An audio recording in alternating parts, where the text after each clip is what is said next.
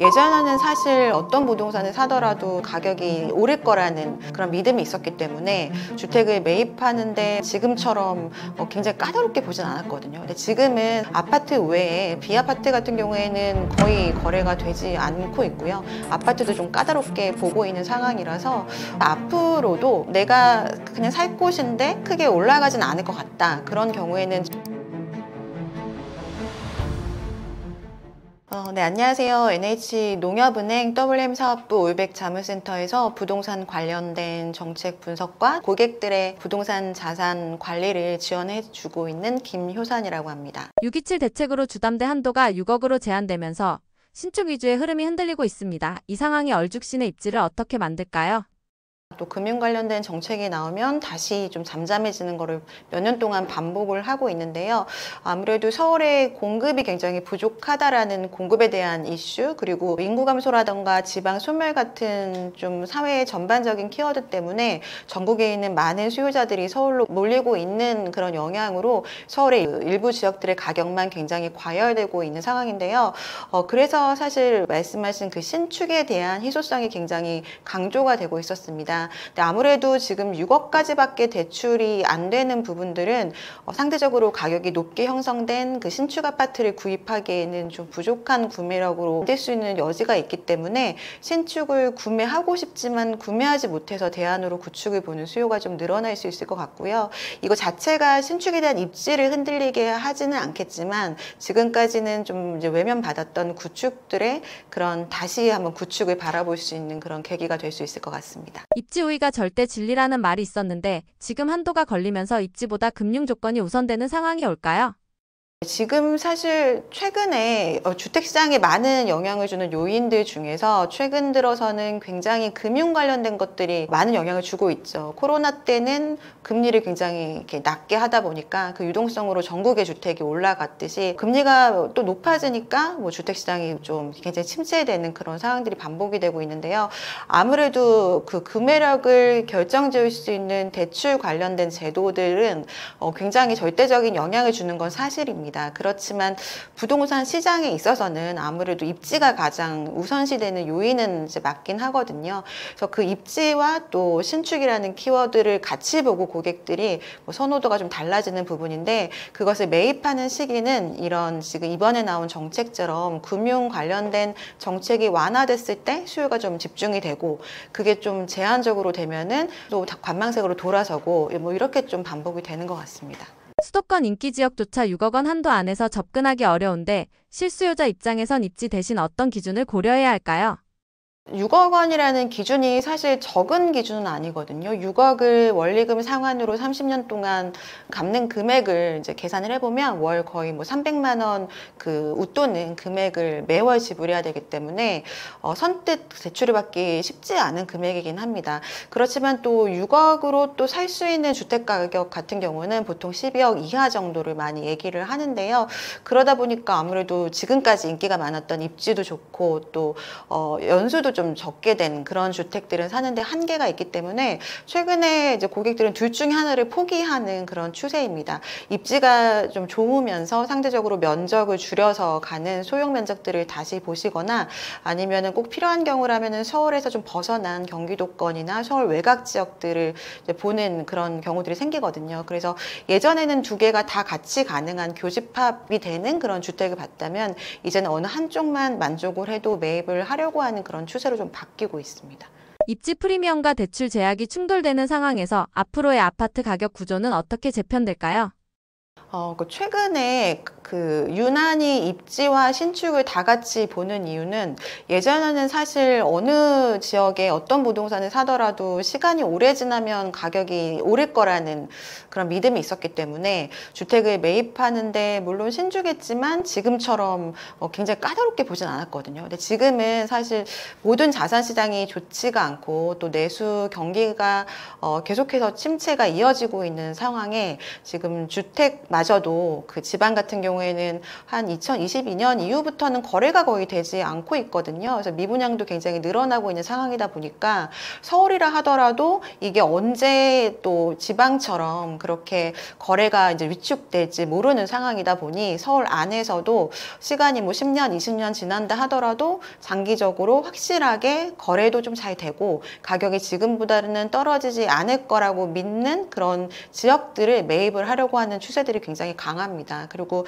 이렇게 언론에서도 유튜브에서 많은 부동산 정보들이 쏟아지다 보니까 아파트 외에 비아파트 같은 경우에는 거의 거래가 되지 않고 있고요. 아파트도 좀 까다롭게 보고 있는 상황이라서 그걸 좀 따져보고 하는 그런 추세입니다. 그래서 앞으로도 그렇게 좀 내가 그냥 살 곳인데 크게 올라가진 않을 것 같다. 그런 경우에는 전세를 택할 가능성이 높고, 그래서 전세 시장도 지금 전세 가격이 많이 오르다 보니까 일부는 월세화로 빠르게 진행이 되고 있는 상황이거든요. 그래서 입지가 굉장히 우수한 지역들은 수요가 이제 굉장히 전국에서 몰려오면서 계속해서 가격이 올라갈 가능성이 좀 크고요. 그렇지 않은 지역들 같은 경우에는 계속해서 거래가 이제 위축이 되고, 그렇게 되다 보면은 이제 임차를 계속 이렇게 내놔야 되는 상황들이 발생할 수 있어서 이제 입지가 좋은 도심권이나 그렇지 않은 지역들과의 차이가 좀 많이 날 수 있을 것 같아요. 만약 이재명 정부가 추가 규제 완화 대신 공급 확대에만 집중한다면 입지와 신축의 가치는 어떻게 달라질까요?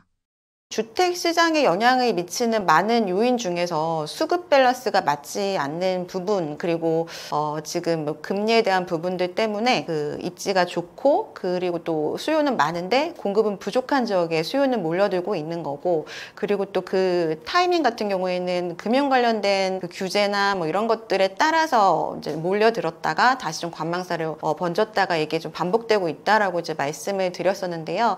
그래서 아무래도 공급이 제일 중요하기는 합니다. 그래서 지금 이재명 정부에서는 공급에 대한 정책들도 이제 곧 나오겠지만, 그 이전에 집중된 과열된 지역들의 좀 안정화를 위해서 먼저 수요 쪽을 규제를 어느 정도 하고 있는 상황이긴 하거든요. 그래서 먼저 그게 6.27 대책이 나왔던 거고, 지금 최근에 몰려들었던 수요의 특징을 보면요, 이게 그냥 투기나 투자 수요라기보다는 실제 거주 목적의 내 집 마련 수요들이 굉장히 많았고요. 그게 이제 그 무주택자들 내 집 마련도 있지만 1주택자들이 좀 더 좋은 입지로 갈아타는 그런 수요들이 좀 많았습니다. 그래서 마용성 지역들이 특히 좀 많이 올랐다는 것들 언론에 많이 나왔었는데요. 실제로 상담을 하거나 뭐 통계를 분석해봐도 30, 40대들의 뭐 신혼부부들이 맞벌이를 하는 신혼부부들이 그 양쪽의 언끌을 통해서 마포구나 이런 쪽에 있는 주택들을 많이 매입을 했었거든요. 그러다 보니까 그 지역들이 당시 한 5월부터 6월까지는 일주일 동안, 그러니까 주중에 매물을 보잖아요. 매물을 받잖아요. 그리고 주말에 그걸 보러 현장에 가면은 주중에 검토했던 매물들은 이미 다 계약이 되고, 다른 매물을 또 주말에 보여주려고 하고, 이런 상황들이 몇 주간 반복이 되면서 같은 평형 같은 아파트가 가격이 뭐 일주일 새에 억 단위로 이렇게 올라가는 상황이 발생을 했습니다. 그래서 그런 부분들은 그 주변 지역까지 번져질 영향도 있고, 또 이게 사실 미래 수요를 당겨오는 거거든요. 지금 당장의 수요라기보다는 미래의 자산 가치가 떨어질 거를 염려해서 미리 또 이렇게 몰려드는 수요들도 많이 있고, 또 그러다 보니까 서울만 올라가니까 지방에서나 외국에서까지 이제 그 지역들의 주택들을 사면서 과열이 굉장히 되고 패닉까지 가는 상황이 일어나니까 미리 6.27 대책이 나왔던 거거든요. 그리고 이제 앞으로 또 수요에 관련된 것도 어느 정도 나올 거로 예상이 됩니다. 그래서 수요에 대한 부분도 반드시 필요할 것 같아요. 이게 공급이라는 것들이 반드시 지금은 가장 중요하지만, 공급이라는 게 잘 된다 하더라도 지금으로부터 뭐 5년 후에나 이게 입주 물량으로 우리가 입주할 수 있는 주택으로 바뀌는 거잖아요. 그래서 상당히 기간이 좀 길어지기도 하고, 또 이게 잘 되기도 지금은 쉽지 않은 상황이거든요. 지금은 정책 때문에 공급이 안 되기보다는 그 하나하나의 사업성이 굉장히 다 부족해지다 보니까 정책이 아무리 완화가 되더라도 이게 입주까지 이어지기가 굉장히 힘든 상황이라, 어떤 공급 정책이 나온다 하더라도 사실 단기간의 효과는 그 특성상 얻기가 어렵습니다. 그래서 공급만으로는 주택시장이 그 공급이 실제 입주할 수 있는 주택으로 되기까지 굉장히 시장이 이렇게 지금처럼 불안정할 수 있기 때문에 수요에 대한 부분도 꼭 필요하다면은 이런 그 억제든 아니면 완화든 이런 정책들이 좀 그 단기적으로 필요하다라고 생각합니다. 얼마 전 발표된 지방에 대한 주택시장 활성화에 대한 공급 정책에 대해서는 어떻게 생각하시나요? 외국인 수요자와 관련된 정책은 어떻게 평가하시나요?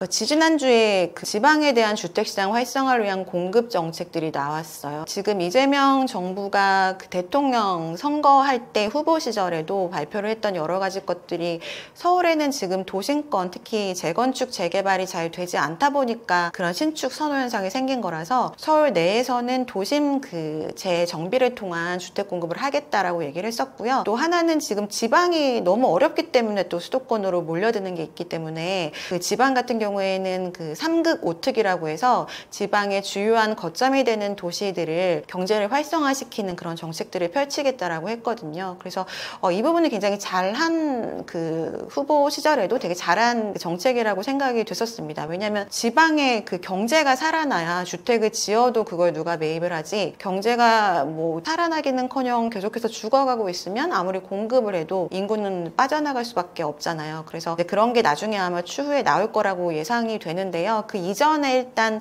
미분양이나 이런 것들이 많이 적체가 되고 있다 보니까 그런 부분들에 대해서 좀 활성화시키기 위한 여러 가지 수요 그 활성화 정책이 반대로 나왔습니다. 예를 들어서 주택을 하나 갖고 있다 하더라도 지방에 이제 세컨드홈을 살 때는 금융이나 세제에 있어서 좀 더 완화책을 주는 그런 정책들이 좀 이제 나왔고요. 그리고 미분양 같은 것들도 좀 더 활성화될 수 있는 그런 수요 완화책이 좀 나오긴 했는데, 사실은 이것도 방금 그 전에 말씀드린 지방의 경기가 활성화되기 전에는 수요 관련된 제도가 아무리 나온다 하더라도 사실 이제 서울에 있는 사람이 그거를 뭐 투자 목적이나 이런 걸로 매입하는 걸로 결정하기는 좀 쉽진 않거든요. 그래서 일단 지방 경기 활성화가 나오긴 했지만 그게 실효성을 정말로 가지려면 추후에 좀 보완할 수 있는 정책들이 추가로 필요하다고 보여집니다. 그리고 8월 21일에 외국인 그 주택 취득할 때 토지 거래 허가를 받는 그 관련된 정책이 나왔습니다.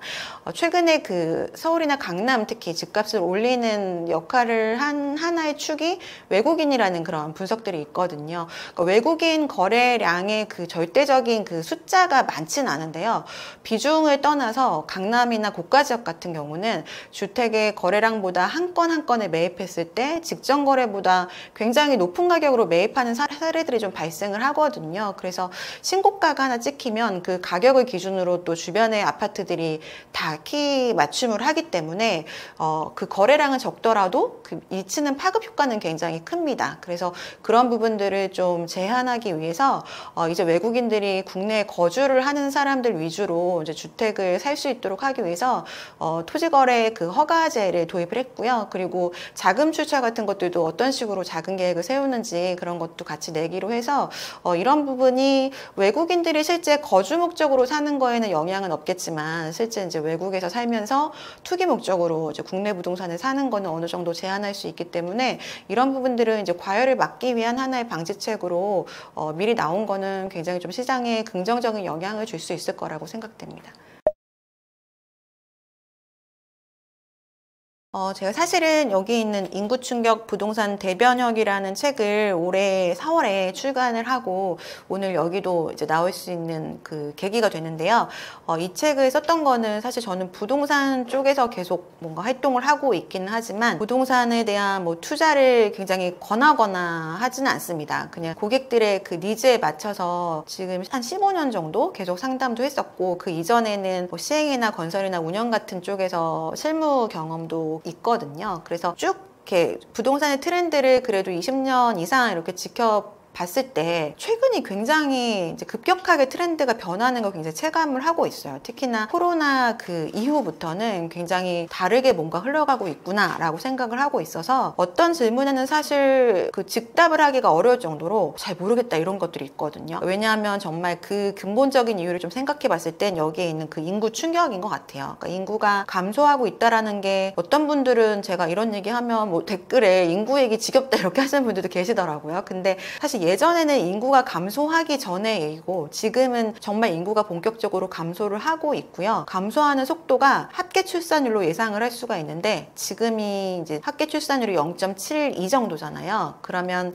이제 100명이 50쌍의 부부가 100명이 다음 세대가 되면은 아이를 100명이 36명을 낳는 거거든요. 그러니까 100명이 36명으로 줄어들게 되고 36명이 지금 현재 출산율 목표가 1인데 그거를 달성한다 하더라도 18명이 되는 거예요. 거예요. 그럼 지금의 100명 인구가 손자, 손녀 그 시대가 되면은 18명으로 줄어들게 되는 겁니다. 거의 뭐 20%도 안 되는 수준으로 줄어들기 때문에 예전 같은 그런 마인드로 부동산 시장을 이제 대하거나 무작정 뭐 부동산 불패, 뭐 강남 불패 이렇게 하는 건 너무나 구시대적인 발상인 것 같고, 또 하나는 지금의 자녀들은 굉장히 어르신들과는 세대 차이가 거의 외국인 수준으로 나거든요. 예전 분들은 거의 우리 할머니, 할아버지 뻘 되는 분들은 아예 빈곤 국가에서 살았던 세대고, 그 다음 세대이신 세대들은 우리나라를 이렇게 일으키신 개발도상국에서 사셨던 세대라면, 지금의 아이들은 선진국에서 자라난 세대라 주택을 바라보는 시선이 굉장히 다르더라고요. 두 부류로 나눌 수가 있는데, 한 부류는 완전히 투자나 투기 목적으로 보는 어린 친구들이 있고, 한 부류는 아예 주택은 그냥 아예 그냥 임차로 살 거야 하고 그 주식 쪽이나 금융 쪽에 관심을 갖거나 아니면 다른 뭐 취미나 이제 본인 좋아하는 것들에 집중을 하는 경우들이 있더라고요. 그래서 이런 거에 좀 대비를 하려면 일단 인구 구조나 이런 거에 대해서 알아야 되고, 그리고 부동산 트렌드가 요즘에 어떻게 흘러가는지를 알아야 그 뒤에 뭔가 정책 얘기를 하든 무슨 이슈가 발생을 하든 그 기본적인 이 지식 베이스 안에서 해석을 할 수 있을 거라고 생각이 돼서 기본적인 얘기들을 좀 다뤘고요. 뭔가 내가 정말 뭐 부동산 투기 이런 거 테라 이런 거를 듣고 싶다면 사실은 좀 안 맞을 수는 있지만, 전반적인 이제 시대의 흐름을 읽기에는 좀 좋은 책이 될 수 있도록 열심히 집필했습니다.